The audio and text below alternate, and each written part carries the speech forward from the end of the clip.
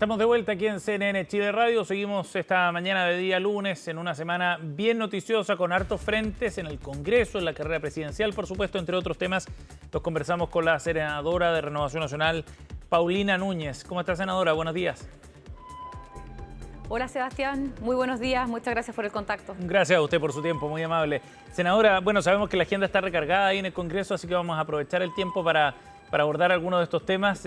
Partamos por lo que está ocurriendo al interior de Chile Vamos y en Renovación Nacional en particular, después de la derrota que sufrió Evelyn Matei, su candidata en la primera vuelta. ¿En qué pie está hoy día Chile Vamos? ¿Cuál es su diagnóstico?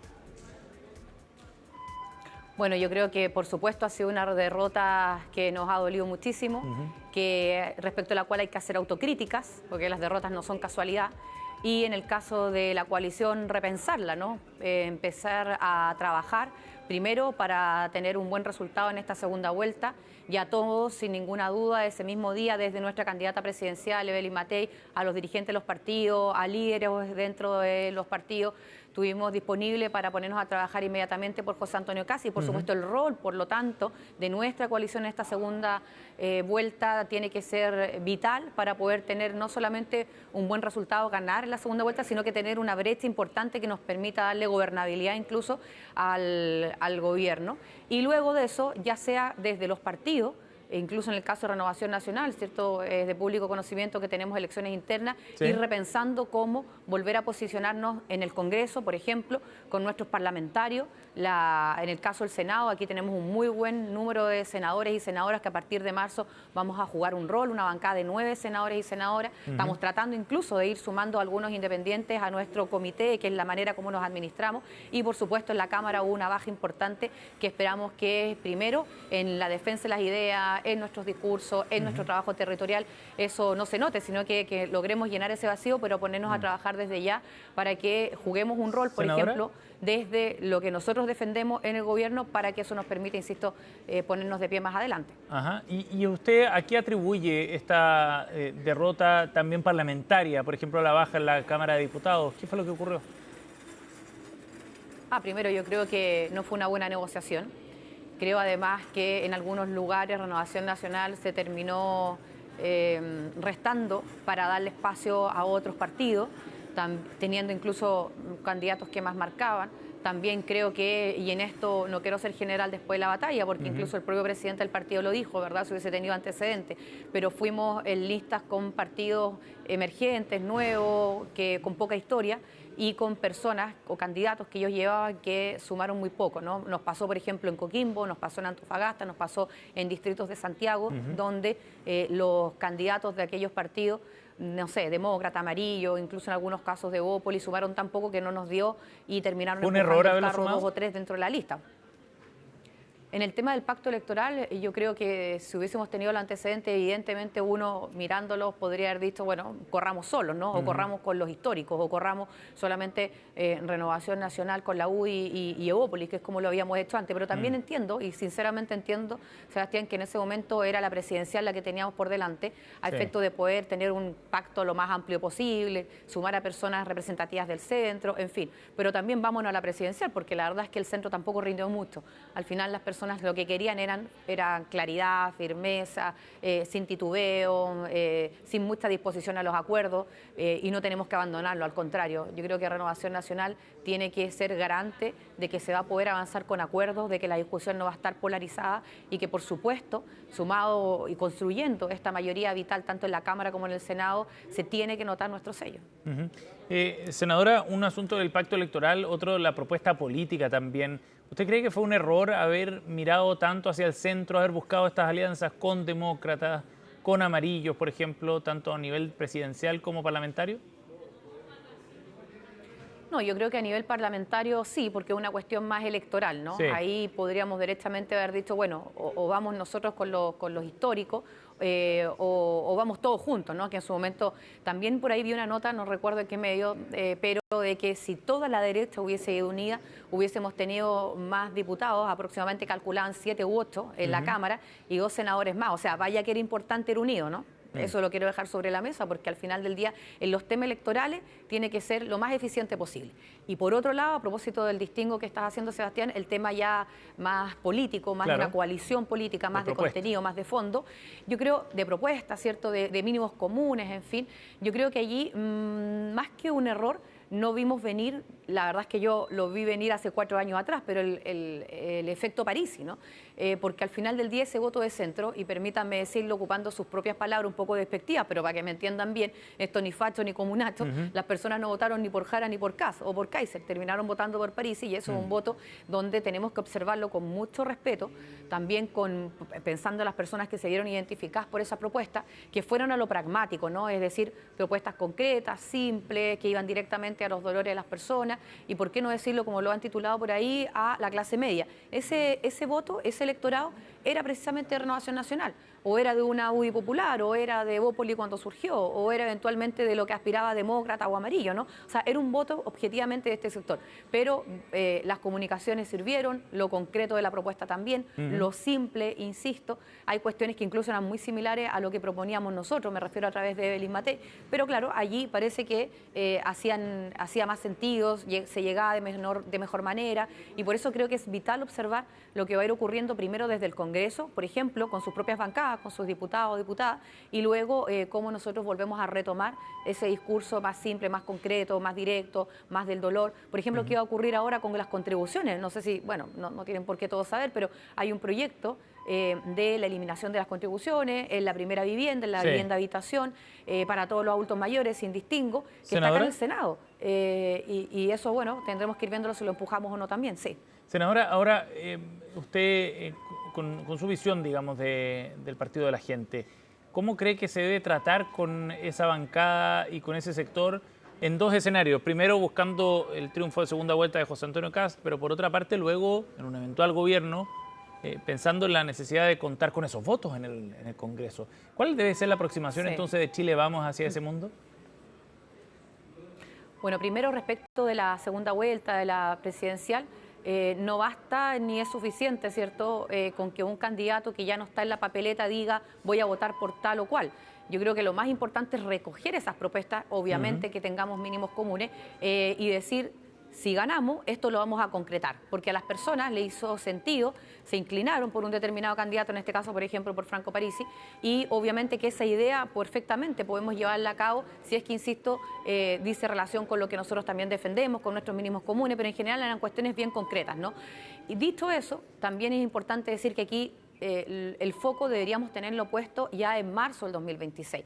Siento que José Antonio Kast va a ser el próximo presidente de Chile, estoy convencida de eso, los números también ayudan bastante y la gran tarea que tenemos en esta segunda vuelta es alargar esa brecha, alejarnos lo más posible, ¿cierto?, de la candidata Jara, insisto, para poder ser electo con un porcentaje importante de chilenos y chilenas. Pero en marzo hay que hacer todo lo posible, Sebastián, todo lo posible para poder construir esas mayorías. Y acá sea una cuestión de gobernabilidad, sea una cuestión que es súper pragmática, que es poder tener, por ejemplo, espacio en comisiones, por ejemplo, si construimos esa mayoría, aspirar a estar en la testera, y creo que eso va a ser vital para poder, de ahí en adelante, una cosa que puede ser más pragmática, más de distribución, también que eso sirva para sacar adelante un programa de gobierno o cuestiones que entendemos pueden ser buenas para Chile y que muchas veces quedan en el proyecto, en el papel, porque lo presentó un determinado parlamentario o incluso el propio gobierno.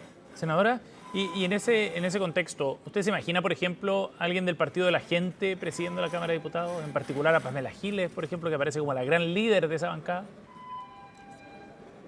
Bueno, primero yo creo que los acuerdos tienen que ser institucionales, ¿no? En el sentido de que, por ejemplo, voy a poner mi propio partido como ejemplo. Sí. Nosotros lo que acordamos es que es Renovación Nacional quien puede partir presidente, o que a Renovación Nacional le toque el segundo o el tercer año, o que le toquen años electorales, en fin.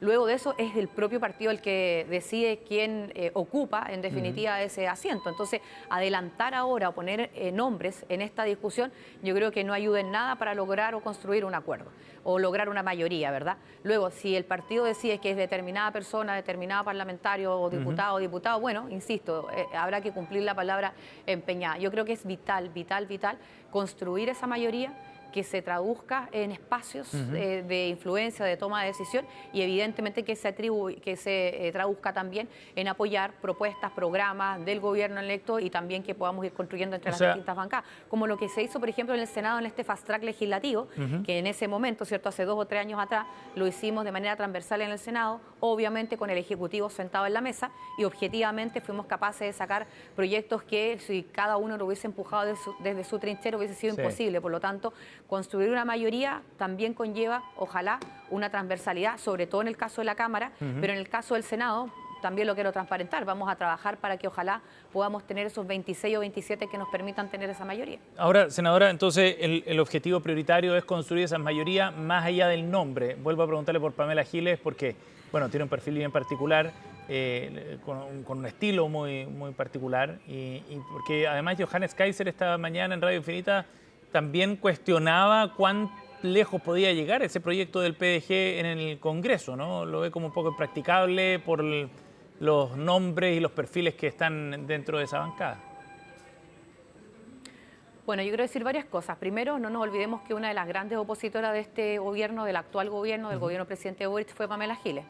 Lo segundo, no nos olvidemos también que en el caso del PDG, hace 4 años atrás, su bancada alcanzó a durar 1 año. Escogieron en ese momento, o un poco más, poco menos, pero escogieron 6 o 7 diputados, ¿verdad? Y cada uno al final terminó decidiendo por un destino distinto. O sea, quién sabe qué va a pasar. Pero sí creo que es vital que si tenemos en la Cámara una construcción de una mayoría, primero sea una cuestión administrativa, pero segundo sea con mínimos comunes, ¿no? ¿Qué es lo que queremos hacer en materia de seguridad? Por ejemplo, que hoy día es la principal prioridad de todos los chilenos y también del programa de José Antonio Kast. No veo que alguien esté hoy día en contra, por ejemplo, de sacar adelante una vez por todas la ley de inteligencia, o no veo que alguien esté en contra, a propósito incluso que los propios candidatos han votado palabra y por lo tanto sus parlamentarios, ¿verdad?, ellos en su momento como candidatos, de poder fortalecer la frontera en nuestro país. Claro, distinto es, y en eso, por favor, dentro de nuestro propio partido de Libertad Acción, lo que vaya a ocurrir con una agenda valórica o lo que vaya a ocurrir eventualmente cuando alguien dice, ¿cierto?, y permítame, y mala instala, termina siendo una especie de fake news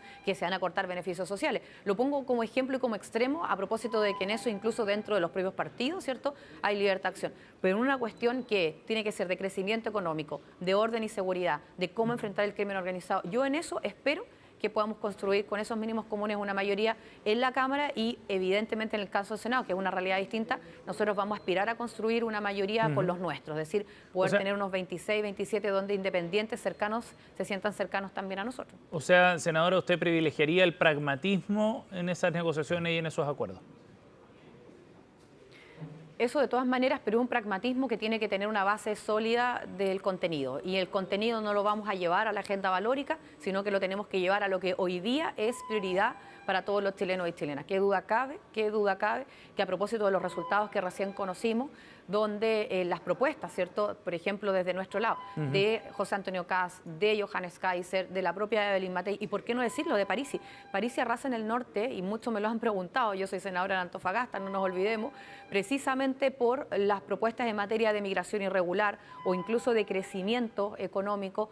Una de las que más tuvo aplauso fue, por ejemplo, la disminución de los impuestos. Es evidente que todo el mundo va a querer pagar menos impuestos, pero también había una propuesta de dónde vienen esos recursos, entonces que dejarían de percibirse, el tema de la contribución a la vivienda. O sea, son cuestiones que hoy día yo me atrevo a decir que no responden ni a la izquierda ni a la derecha y responden a que la política se ponga a la altura, construye una mayoría para que estas ideas avancen, que el presidente, que espero que sea José Antonio Kast, sea capaz también de sacarlas adelante y las ejecutemos una vez por todas en esta especie de gobierno de urgencia, como él lo ha llamado, o en un gobierno de tránsito a propósito de lo mal que está quedando el país. Estamos discutiendo ley de presupuesto y la verdad es que no solamente el déficit, sino que la deuda internacional con la que el país queda y los menos recursos para áreas bien sensibles, ¿no?, como es salud, educación, se están echando de menos y eso no es casualidad o no es porque no quieran soltar los recursos, es porque no están. Bueno, desde el comando de Janet Jara han emplazado precisamente a José Antonio Kast a que vaya a los debates y que participe de estos espacios públicos y televisados idealmente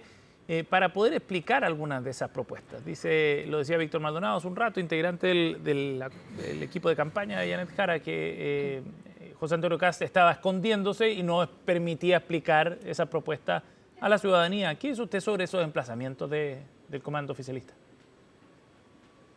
No, yo creo que si es por explicar las propuestas hay distintos espacios para explicarlas. O sea, no creo que se vaya a restar de poder explicarlas mejor, de anunciar incluso cómo se van a ir recogiendo aquellas propuestas que tenemos, en las que tenemos mínimos comunes que eran de otros candidatos o candidatas. Pero también es cierto que, a mi juicio, hay espacios donde se pueden aprovechar para poder incluso diferenciarse de la otra candidata. Yo no tengo ninguna duda que en un debate, si es por hablar de contenido, de cómo se explican las propuestas, y no solamente hablar de las emociones, que son vitales por lo demás en una situación como en la que estamos, que es definir quién va a ser el próximo presidente o presidenta, José Antonio Kast corre con ventaja, lo quiero decir de esa manera. Yo creo que en cuanto a la preparación de contenido, que a mí por lo menos me parece que es evidente que ¿Pero puede no sería bueno que participara de más en debates? esa discusión mucho más. Yo creo que lo primero que hay que hacer, y en eso yo no me pierdo, es recorrer Chile. Estar en terreno, desde ir a Franklin hasta estar en la Araucanía, en Antofagasta en los próximos días, habiendo estado en Valparaíso. O sea, yo creo que hoy día las personas lo que quieren es verlo, él quiere también quiere escuchar, y a lo mejor en esos tiempos, evidentemente que se pueden explicar las propuestas y se pueden ir aclarando también. O sea, el no ir a un debate no va a quitar que él explique las propuestas, anuncie las otras, pero lo más importante, el estar en terreno, te permite también estar en contacto con las personas, y eso objetivamente hoy día se echa de menos. Senadora, lo último, antes que se nos vaya el tiempo, está en la recta final ya la discusión del presupuesto 2026. Se han ido aprobando algunas partidas ahí en el Senado, pero de todas maneras el escenario es bien complejo porque no se está llegando a completo acuerdo respecto a lo que ustedes esperaban como oposición con el gobierno para recortar algo del gasto fiscal. ¿Cómo ve usted el escenario cuando se tiene que discutir ahora partidas súper importantes como educación o salud? Yo siento que el gobierno está discutiendo un presupuesto sabiendo que va a ser el presupuesto de la oposición, de la hoy oposición, sabiendo que va a ser el presupuesto del próximo gobierno. A veces siento que les importa poco que haya menos recursos en partidas tan sensibles o en ministerios tan sensibles como es educación, como es salud, incluso como es seguridad. Porque al final del día, esa sensación de que, bueno, eventualmente no me va a tocar a mí, ¿no? Y por lo tanto veo una actitud poco democrática, poco republicana, poco patriota, de poca responsabilidad, dado que va a ser el presupuesto que le va a tocar, por ejemplo, a José Antonio Kast. Y en eso lo lamento muchísimo. Y partimos con el pie izquierdo, como se dice, ¿no? Partimos de mala manera, eliminando esa famosa glosa republicana, que no tiene nada que ver con el nombre del partido, sino que era que tradicionalmente las dejaban los presidentes que iban de salida al gobierno que los chilenos decidieran, iba a asumir. Y también siento que el foco está mal puesto respecto de cuestiones que quedaron pendientes del presupuesto anterior, como por ejemplo lo que ocurre incluso con compromisos respecto de los funcionarios públicos. Nosotros teníamos una ley que era la de corresponsabilidad. El objetivo era que era sumarlos a ellos en esta posibilidad de tener jornadas laborales más flexibles. Estoy hablando de cuidado, estoy hablando de padres y madres de niños menores de 2 años, estoy hablando de una manera distinta de entender la modernización del Estado. Y hoy día resulta que, bueno, es que en realidad no hay plata. Entonces, bueno, la respuesta es súper fácil, ¿no? Y por eso lamento cómo se está dando esta discusión, pero también estamos nosotros muy comprometidos, sabiendo que es muy probable que nos toque gobernar, de hacer lo mejor posible para poder tener una ley de presupuesto que no le afecte a los chilenos a partir de marzo, o a partir de enero, en realidad. Senadora Paulina Núñez, gracias por el contacto esta mañana. Muy amable. Que estén muy bien, muchas gracias, muy amable. Gracias por su tiempo.